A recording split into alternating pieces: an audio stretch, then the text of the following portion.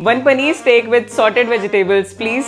जो लोग unique high protein meals ढूंढ रहे हैं तो इस रेसिपी को सेव कर लो राइट अवे। पनीर स्टेक लिया है, उसे बेसिक सीजनिंग दिया है हमने और ऑलिव ऑयल का यूज़ किया है। इंसिजन्स लगाने ज़रूरी हैं ताकि फ्लेवर्स अंदर तक जाएं।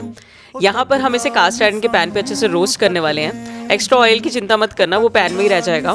साथ में सॉटेड वेजिटेबल्स भी बनाए हैं। देखिए बड़ा अच्छा स्मोकी टेस्ट आने वाला है सारी चीज़ों में। तो यहाँ पर ब्रोकली और मशरूम्स लिए थे मैंने। हर्ब राइस बना रहे हैं साथ में, और साथ में बनाएंगे एक वाइट सॉस। वाइट सॉस में थोड़ा सा हमने बटर, हल्का सा मैदा, मिल्क एंड चीज स्लाइस डाला है, हेल्दी फैट्स यू नो। साथ में पेरी पेरी, हल्का सा पेरी पेरी स्पाइस मिक्स डाला था।